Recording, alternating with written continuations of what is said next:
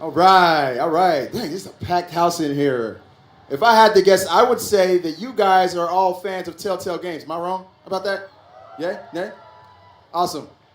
Well, my name is Malik. I am the gaming officer of the Nerdist Empire. If anybody's heard of Nerdist.com. Anybody heard of Nerdist.com? Anyone? Awesome. That's awesome. That's great. But yeah, today we're going to talk to the guys from Telltale Games. There's some important people here today. You know, they've brought a lot of memorable experiences to us, and they're going to flesh out some of the stuff that they're working on, talk about some new stuff that's coming in the future. So why don't we go ahead and get this thing started? You guys ready for this? All right, South by Southwest. Hey guys, why don't you come on out, Telltale? All right. High fives. High fives. Yeah. Yeah. Yeah. Have a seat.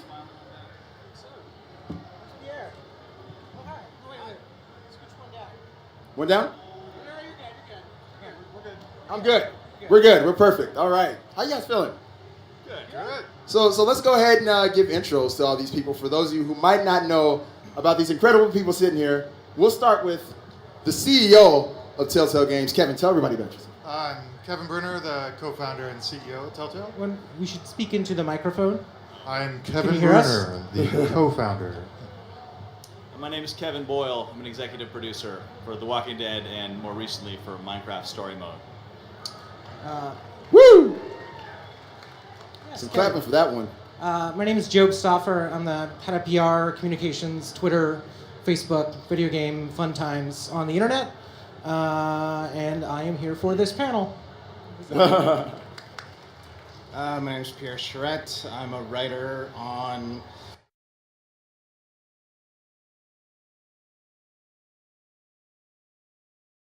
Woo! Yes.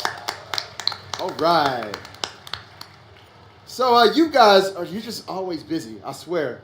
Every time I talk to you guys, there's something else on the table. And let's talk about something that hit the news recently that you guys are actually working on. But first off, these are all the amazing games. You guys recognize these games, right? We have Game of Thrones, which is amazing. Tales from the Borderlands. The Wolf Among Us, which actually won an award last night. Am I correct in that one? Yeah. Best narrative. That was awesome. Thank you. And then we have The Walking Dead Season 1 and Season 2. Clementine, she's so cute. Look at her. All right. But moving along, there was something that happened recently in the news. I need to know about this. I am super curious to know what is a super show? What is this? So, one of the things we just announced is we're starting to develop a new thing called a super show. And it is kind of an extension of what we have already done. And we're kind of combining together what we do with video games and trying to introduce a more television style element to it as well. So a super show, or our first super show, is going to be episodic, the way a Telltale game is, but every month or so you'll be getting a Telltale game that you can play and like a 40-minute television episode that you can watch that are designed together, and some other extra stuff around them as well. Some other Stuff and things. software things and consumables. But that's basically what the premise is. Okay. And, So what are you guys going to do differently with this? I mean, because I know this is a model that other games have tried. For instance, I don't know if any of you guys have ever heard of Defiance, but that was a model. They kind of tried to mix like television with video games. Are you guys going to do anything differently?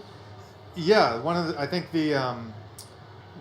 certainly there's things that sound like this before, but the biggest difference is we haven't announced exactly the details of what the first super show is, but we've been working on it for a little bit more than a year, and we've been working on it with a partner that really gets what we're trying to do. And the genesis of this has been very much grounded in how to make it playable, how to use the medium to tell the best story we can possibly tell. So the very kind of seed of the idea wasn't generated from like, hey, how if you had a video game and a television show and some other stuff, how would you put all those together?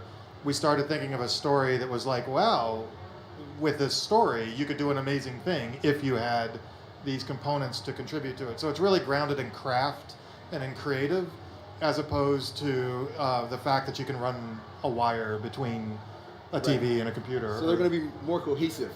Yeah. The writing room for this has been filled with creatives from many different disciplines, television, games, other mediums. So it's really a very ground up, very organic effort, as opposed to transmedia. Yeah, it's I think we've been saying people have been asking us for the longest time. When Telltale, we really, we've been playing The Walking Dead, we've been playing Borderlands, Wolf Among Us, but like when are we going to see you guys do an original property? We've sort of dabbled in the past with things like, Puzzle Agent, probably things that, I don't know if there are any old school Telltale fans here, but the first sort of big budget, sort of mass, giant scope, original IP for Telltale will be this first Super Show. It's interesting because, we announced it, that we're doing this kind of project. We haven't announced who we're doing it with yet. That is yet to be determined. We will be doing one with the folks at Lionsgate. Oh, so this is what you guys were partnering with Lionsgate to do. Well, we will be doing one with them at some point, but it's fair to say that the first one that we do will be with someone that we haven't announced yet, if that makes sense. Okay, so the second Super Show is with Lionsgate. An eventual Super Show. Yeah. Okay. The partnership with Lionsgate is really fascinating, particularly here at South by Southwest, because it's film and games and all that. But that kind of came about through our usual dealing with partners and trying to find projects to work on. And the more we got to know the folks at Lionsgate, the more they saw what we were doing with Super Shows and with our regular series that you're familiar with. And we looked at what they were doing with Netflix and some of the more kind of digital projects that they were working with. And it was just, we kind of really clicked with them. Both companies are really interested in the way that you can tell stories through this new mediums and getting away from kind of the one-size-fits-all story and the more customized stories for everybody. Gotcha. You know what? I think the Super Show concept is an amazing one to me because there's just so much cohesion that you guys take these IPs and you find a way to make them fit in the games. I would say, like, for The Walking Dead, I read the comic, I watched the show, but my favorite form of consuming The Walking Dead has to be the game, Yeah. Right. I would say that. Can you guys agree with that? Yeah. So I'm definitely interested, and hopefully, I think this will work.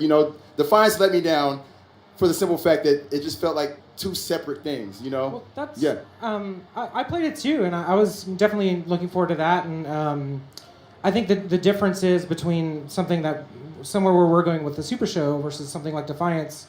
The show was a show. The game was a sort of a third-person online MMO style, shooter. Exactly. We're developing all of our games. If you haven't caught on, it's like a playable TV show. It's like a playable movie. The way that we talk about it, we develop our games in the language of cinema. So when you're watching a TV show, you're watching a movie. There's camera editing, there's characters, different scenes and sets and scripts. It's all story first. We're in the writer's room with guys like Pierre. Say hi, Pierre. Hi.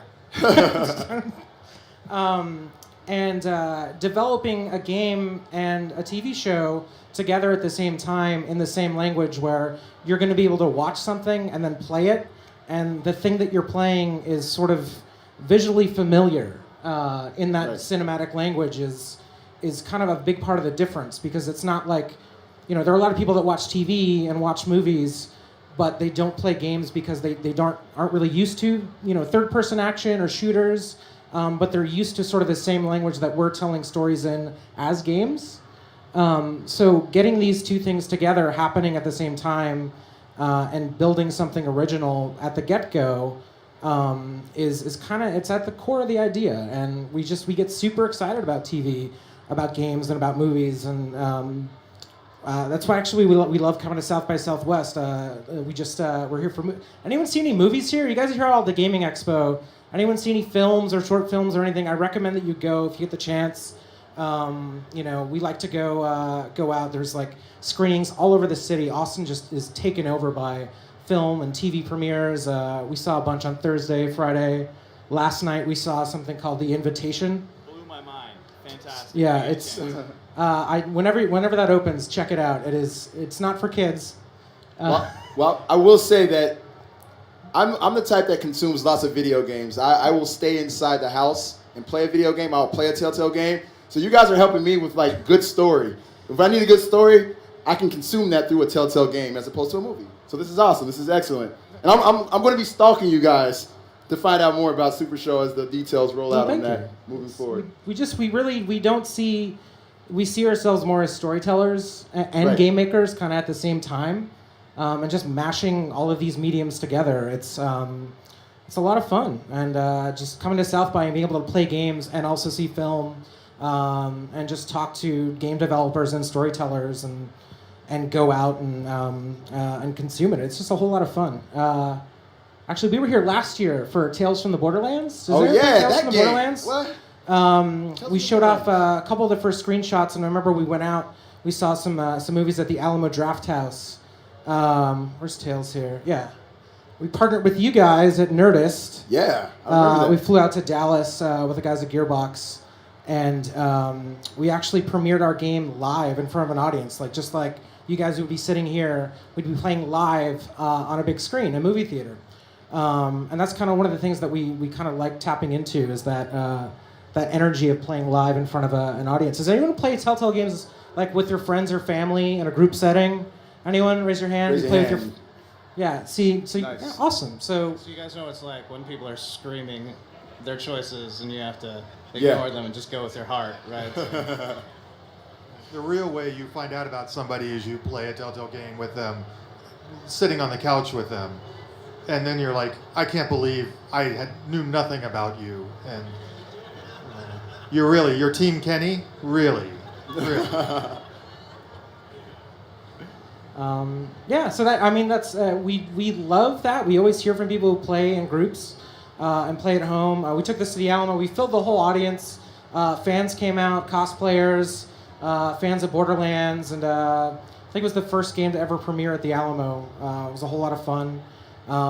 We hope to do it again sometime, but the idea of just sitting in a group, shouting at the screen, and sort of playing, it's like a single-player and multiplayer experience. And I think we're excited by it. We're experimenting with that and what we might be able to do. But it's a lot of fun. And we have the second episode of Tales from the Borderlands coming this week. I don't know if we... Yes. Yes, Atlas Mugged will start on March 17th, at least on PC. Pierre, you worked on that game. What was that like? I'm sorry that it took so long, but it's finally here, and we're all really proud of it. And we hope you all like it. I think it's funny, but You when think you it's hear fun? a joke 500 Pierre's times, gonna be the last nothing's one to funny give himself a anymore. compliment on this thing. He's done an amazing job on this episode. It's really strong. Yeah. So yeah. I Hey, think Joe, we have, do you have the trailer for people I who think haven't there's seen a it? trailer. Do the Yeah. guys in the back have a trailer? I'm supposed to say the word trailer a whole bunch. Until we Trailer. remember Matthew, that we huge want to roll a trailer. trailer. All right, There it cue is. trailer.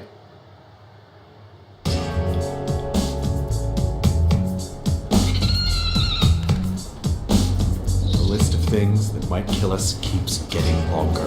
Racks, skags, bandits, dehydration, heat stroke, regular stroke, stroke. I've never felt so alive! I know that sounds weird, but I just saw Handsome Jack. Yeah, I know, I'm your hero, you're my biggest fan, blah blah blah. But these fumes can't possibly be helping. That map could lead us to a vault. We're not leaving until we know exactly where it's telling us to go. Enhance image. Enhance. Please stop.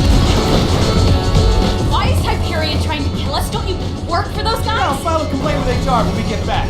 Seems like there's some bad men looking for you two. You're pointing that at a dude who has people shoot him in the chest for fun. I'm usually drunk. You can't even begin to understand my intentions. You think I haven't had to make sacrifices? I brought order to this pisshole of a planet. Too many people died. That's what people do!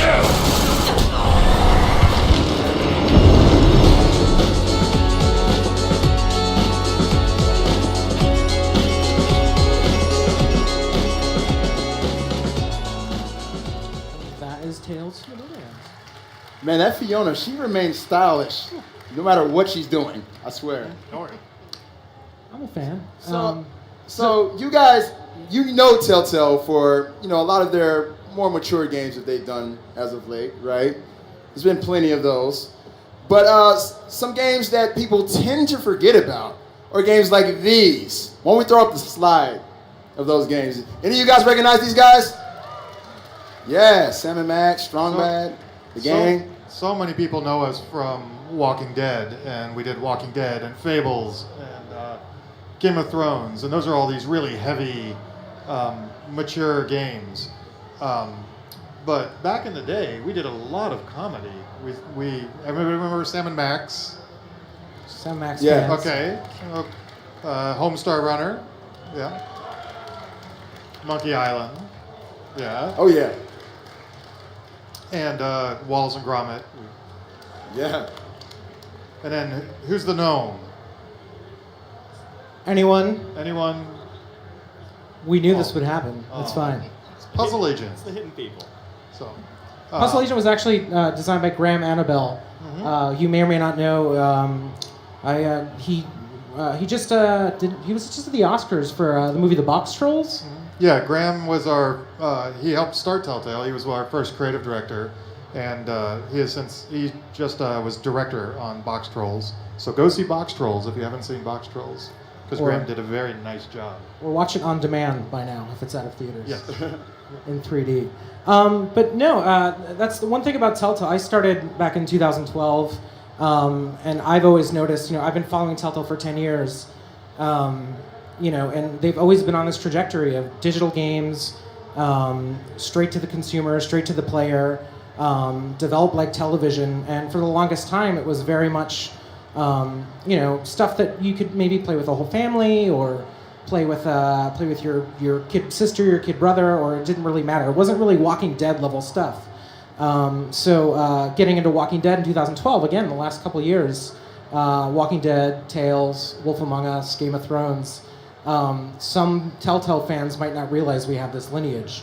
And then working on something like Borderlands, Pierre, was sort of I wouldn't say it's our first foray of working on games where other games were sort of involved. We did a couple games called Poker Night the Inventory. Anyone remember those? Those were excellent. Poker Night 2. We Yes. had the guys, some of the Valve characters, Team Fortress characters. GLaDOS was in Poker Night 2. Claptrap was in Poker Night 2 from Borderlands. So the idea of working on a game sort of around another game franchise kind of originated there in Telltale's thinking. And one of the first times we really dove in was on Tales, and that was just working with the guys at Gearbox. Knew them for a super long time, and we met. Where did we meet? At an award show. We knew each other, but it was at an award show. At the VGA Awards, I believe it was. VGAs. So at the VGAs in 2012, I think The Walking Dead one did very well. We won big. So did those guys. Gearbox is super successful. I remember we were out drinking, celebrating, and we just got to talking. And I think, as the story goes, 9 months later, Tales from the Borderlands was born. That's a game that's a shooter. There is a story involved. But there's a big universe, and there's a lot that we could do if we kind of worked with those guys to make it into a Telltale experience. I think that's one of those cases where people who are unfamiliar with Borderlands would look at our efforts to make a story-based game around that and think, well, this is a shooter, and how are you going to make a Telltale game out of this shooter? But the people who are really into that as a property and the stories being told within the original Borderlands, it maps pretty cleanly to a game about storytelling and these characters in this world that you can put up against struggles that can't necessarily be solved with firepower. So we saw it as a really interesting opportunity and certainly Gearbox felt the same way. And I think that the fans of both Telltale and Gearbox pretty quickly understood kind of how we could approach that. It's the people who maybe weren't as into both of those that were scratching their heads a little bit until the first episode was out. Yeah, that's. So you guys. Oh, sorry. I'm going to say just one of the things that, like festivals like this that we're finding now. We work with so many external partners, people from the game space, people from television, people from films, and particularly young creatives now. They grow up wanting to make television, wanting to make film, and wanting to make video games. This is the medium that everybody's expressing themselves now. There's, you can still go to film school and you can still go to game, programming school, but so many people now are just expressing themselves kind of across the board. That's kind of where Super Show came from at the same time. And events like this, we were just at the BAFTAs where their television and games are first-class citizens next to each other. It's a really exciting time because when you look at technology and game consoles as storytelling mediums, not just gameplay mediums, and then you combine that with people who are really, really great storytellers, either internal to Telltale or external, that's when the magic really starts to happen. But I think there's a lot of magic in going to events like South by, and I want to say GDC is the Game Developers Conference. A lot of you guys here, I don't know if you know, but it happens in early spring. It was just last week here. But we were big fans of another game universe. Yeah, we went for a long time. We went to GDC and we met one of our hero companies that we were obsessed with internally, and so they had heard of us and we had heard of them, and we met at this little bar at the hotel at GDC. Yeah. And then something magical happened. Something kind of like magical with did Gearbox. happen. So I don't know if you guys caught this announcement in December, but whether you are familiar with our more grown-up stories like Walking Dead or Wolf Among Us or Borderlands or Game of Thrones or Lineage, crazy game idea came together, and it was called Minecraft Story Mode. And I think we have a special guest here in the audience from Mojang. If we could welcome Lydia Winters, the director of fun for Mojang.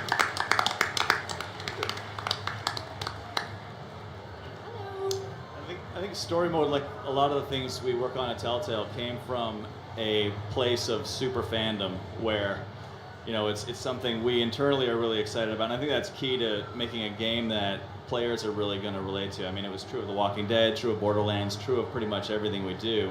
Certainly Wolf Among Us as well. And, Minecraft is something that I have clocked a lot of hours on and was super excited at the opportunity to work with Mojang and, meet the folks over there, but also to be able to collaborate on, this story that we can tell that's unique to the world of Minecraft. That's, a Telltale game, but a Telltale game that really could only be told in the world of Minecraft. So, a lot of people are confused about this. Hi, Lydia. Yeah, I don't know. I don't even know who to ask this question to first. You can ask us all. You can ask me. So is this going to be like an original story? Will we see characters that are known in the Minecraft lore already, or are we going to get just completely new stuff? A little both. Awesome. So, I mean, the thing about Minecraft is it's your own story. You go in the game, you create your own skin, usually you kind of become whatever you want. So what this won't be is it won't be the story of Steve or Alex. Like, okay, here's the story of Minecraft. But it'll be stories set in Minecraft. And we're incredibly excited because we announced that we were doing a movie and then this game with Telltale, a game about a game. It's pretty awesome. And so these will all be all different stories set within the world and within the game. So you should expect some creepers and all of your favorite mobs, but it won't be following Steve around. That's very good. For me personally, I've played a lot of Minecraft, but I've also, outside of like Minecraft proper, I've consumed a ton of community content. And there are just loads of people really excited about storytelling with Minecraft as a forum. And, Telltale is definitely included in that group. So there are interesting opportunities to kind of lean into things that are very much grounded in Minecraft, but that also kind of tell a compelling story of these characters that we've been talking about. And having Mojang in the writers' room as we develop this stuff was a huge help in terms of kind of making sure kind of our vision for this thing is well aligned, and kind of sort of storytelling rules that are in play make sense for Telltale and make sense for Mojang. It's been really fantastic so far. Right.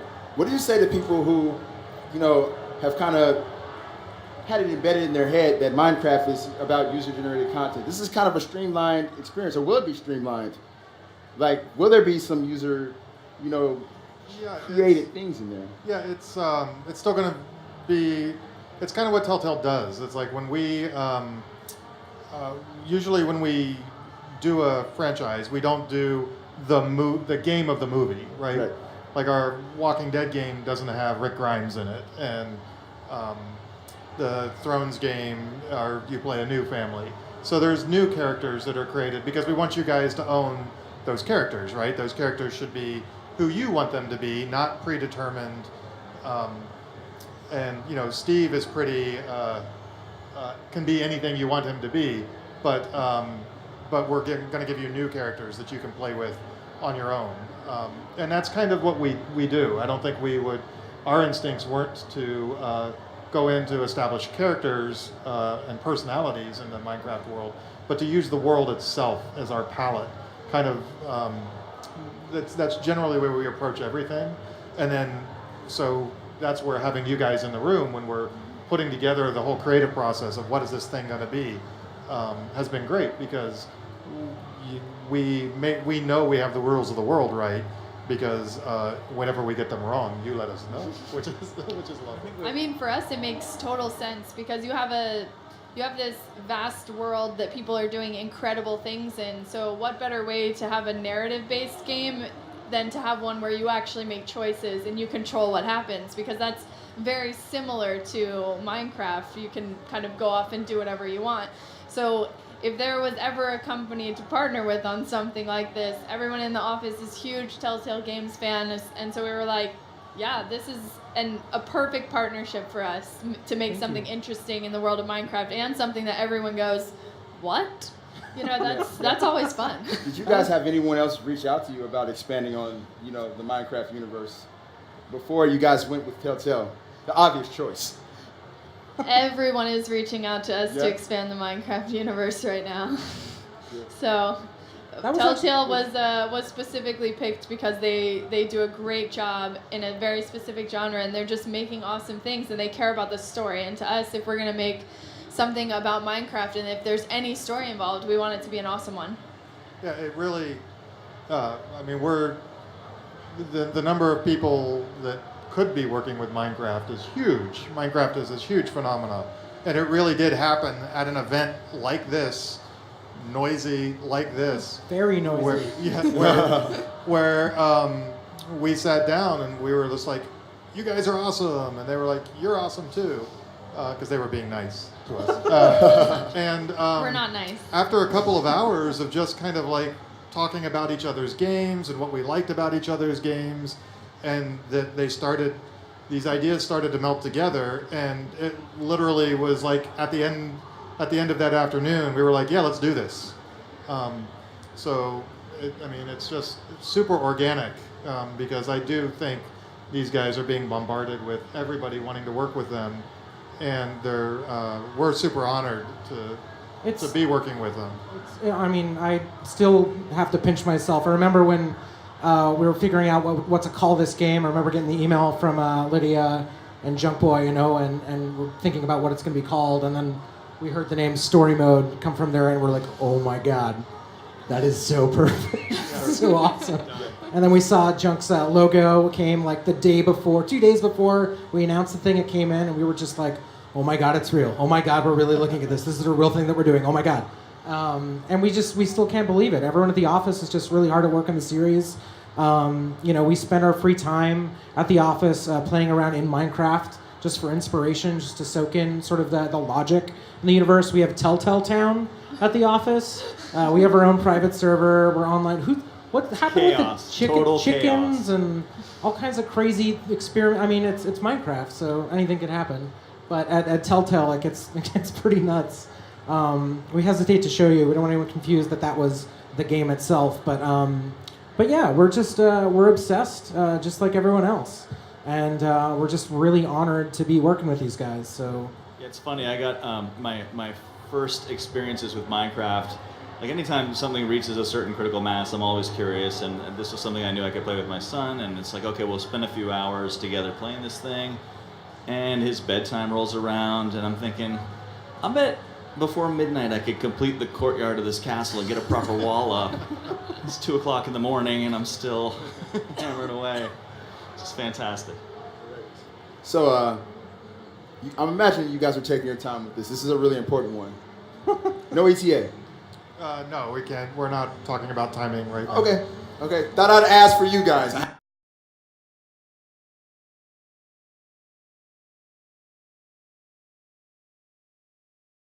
You know, with Telltale, it feels like I'm able to enjoy things more after playing a Telltale game, be it The Walking Dead or Borderlands. Like, I enjoy these things more. So, like, even after playing this, I would imagine it would only enhance, playing Minecraft that much more. We hope so. We don't do anything unless we're really super fans of it, which is a luxury for us. We really don't do projects, for any reason other than we are really passionate about wanting to work with the people, and we play the heck out of the games. Since we make the games for super fans and we're super fans ourselves, that hopefully that helps us get it right. Right. I hear you. And I have to say, I had absolutely no idea the amount of work that their team puts in. I mean, it's absolutely like you play through something and you don't think about all of the time spent on it, and being part of the process, I've just seen like they're some of the hardest working people in the industry, and we're just like constantly impressed by all of the things they're sending and how much they're accomplishing on a daily basis. They're just an incredible team, and we're so happy to be working with Telltale. It makes Pierre so tired he can barely speak. Yeah. Well, on that note, so how much time we got? We have time for we have time for Q&A, definitely. Yeah, Does for anyone sure. have questions? Yeah. Oh man, are there microphones? Yep. Folks, we got our runners with mics. Excellent. Hey guys, how you doing? So you keep talking about the creative process. When you first start out, do you throw up storyboard picture ideas, or do you just get your writers and shove them into a room and start getting some like little entries into how each level is going to start and work? Or is it just like you just start playing like crazy and then start forming ideas? Oh man. We use a fairly straightforward writing room process. I don't know, maybe we can ask Pierre to talk about. He is a writer. It starts out with a bunch of writers in a room, a bunch of game designers, and from there, keep doing that. From there, it's a lot of Post-its on walls, a lot of like, because of our branching dialogue, there's a ton of like, it looks like an FBI crime center half the time. It's stuff on the floor and like leftover cups of things that are growing things, and then after a week or two, we have a good sense of where the story is going to go for the season, and we can start kicking off outlines for individual episodes from there. But I think one of the things that's important to that process is to have enough play on the table before you're getting that critical mass of writing and design together. Because if you got 10 people in a room, you're like, okay, what are we doing? You need to have, and even if it's just going to get knocked over, something to get things rolling with, an idea of where you're going to start and maybe even where you're going to end. And chances are it's not going to survive in its original form, but just enough material to get moving.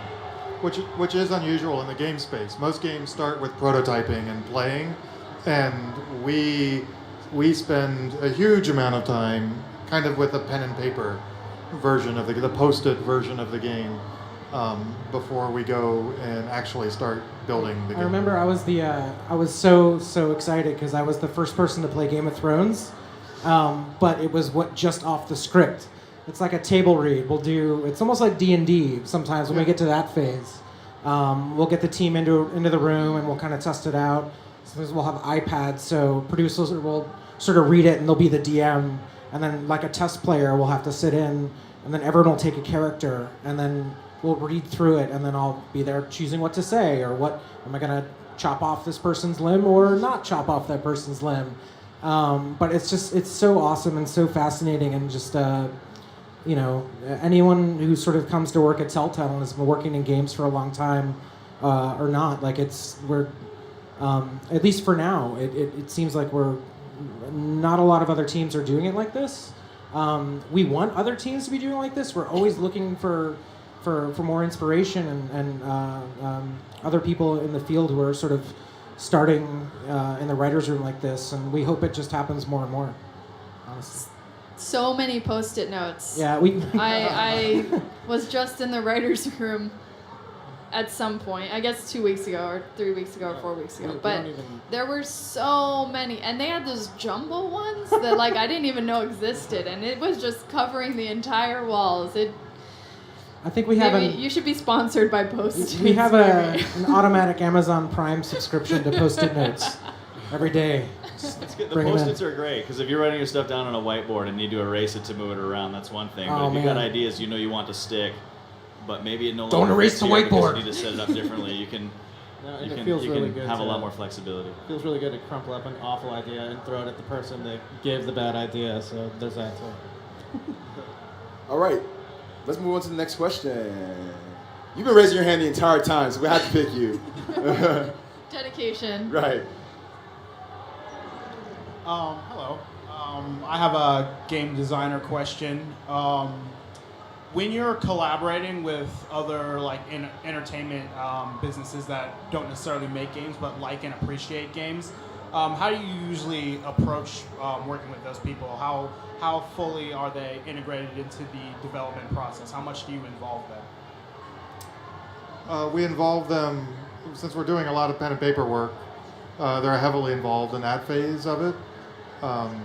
And we try to get them as involved as much as possible, which I think is a little different for when we do licensed games. A lot of licensed game companies are like, please give us the art and the logo, and then we'll go put it into our driving engine or whatever we do. So we really invite them into the process. We really try to be friendly.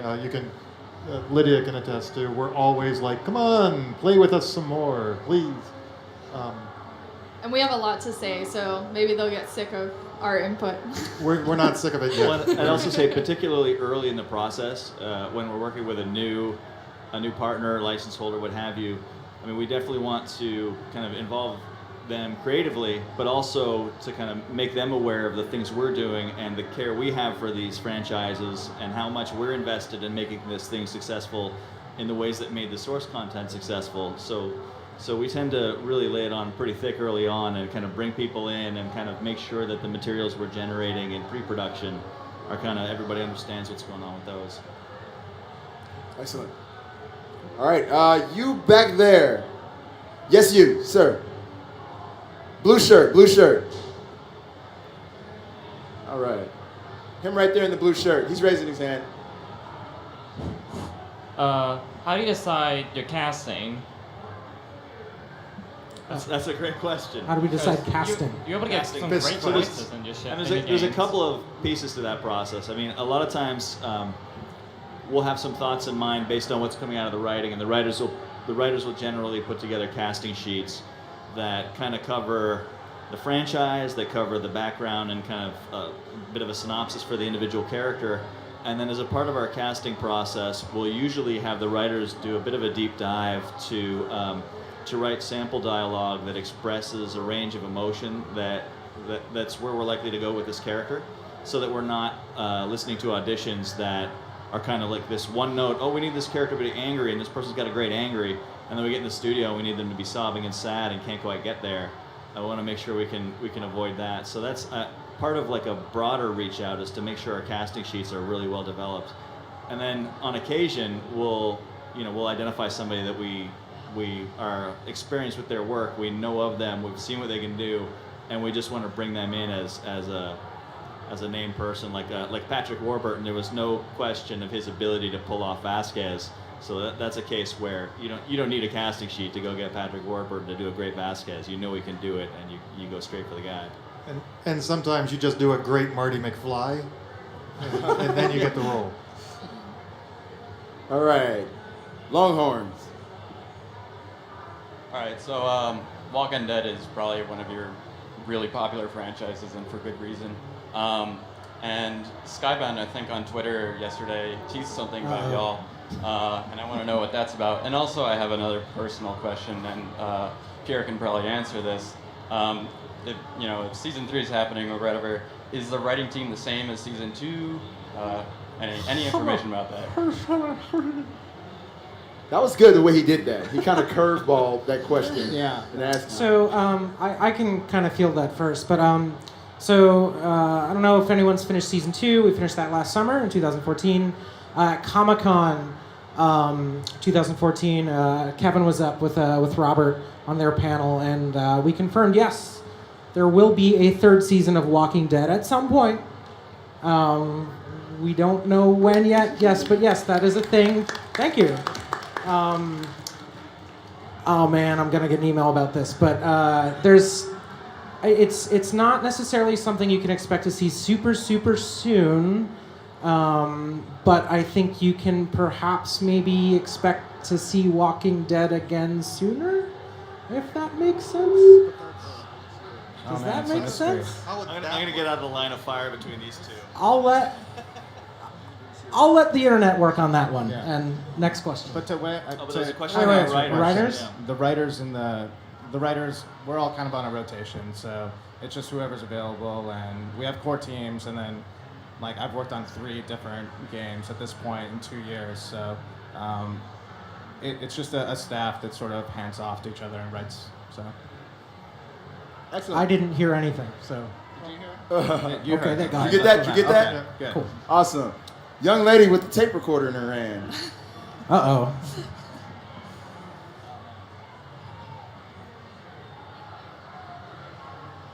So, as you did point out, when Telltale did start, you were going down a much more lighthearted route. And since you have gone into themes that are much more mature, much more gritty, and yet now you're doing Minecraft. Mm-hmm. So is this a turn for a season of Telltale going back to their roots, going back to the lightheartedness that you used to have? Maybe in some regards, but we've always been we just look at ourselves as interactive storytellers. While we were doing all that lighthearted stuff earlier in our life, people forget we were also doing CSI at the same time, the forensics games. So there's a lot of dead bodies and gore there. We are kind of coming from an era where we've done a lot of mature rated kind of horrible things. But I think it's more anecdotal. Like it's just kind of, that's where there were some great stories to be told. So we dove into that. I do think we all felt a bit of a relief, particularly on Borderlands, because after you spend 2 years, day after day, trying to figure out how to torture a little girl, you're ready for some fart jokes. I think we got a pull quote right there. Also with Minecraft, for me, in terms of like the notion of switching gears, it's another thing in this bucket of stuff that I love. So.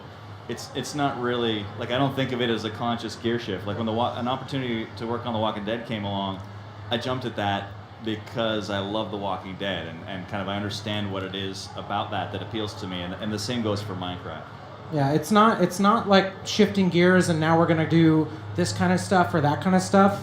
It's really just about handling different kind of genres where we have sci-fi like Borderlands, sci-fi action comedy, apocalyptic drama, more lighthearted affairs, stuff that's it's about different types of stories all happening at once. And when Minecraft is happening, we'll still have Game of Thrones happening, and our Walking Dead's happening. That's all sort of, we're gonna be working on everything all at the same time. All right. So we got time for one more, and we're gonna cut out. One more. Make it good. Yes. Her right there in the green shirt. this is for you. I'm wanting to also go into video game writing. How do you go into video game writing? Did you start by going into like film writing, story writing? How did you kind of get into that? So I can only sort of speak for how game writing, how the process with Telltale is. A lot of what we do is it starts in a cinematic place. So my background was in screenwriting in LA, and but this is my first industry gig.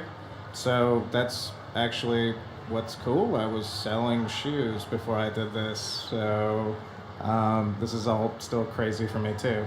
But I think writing a lot, and there's always job postings for writing gigs. Sometimes you kind of have to take a smaller gig to be considered for a place like us. But I mean, we have writing opportunities available right now. We're a studio that needs a lot of writing, so we put a high value on it, and they'll take a guy like me who's selling shoes if you have the goods. So that's the best thing I could say about it.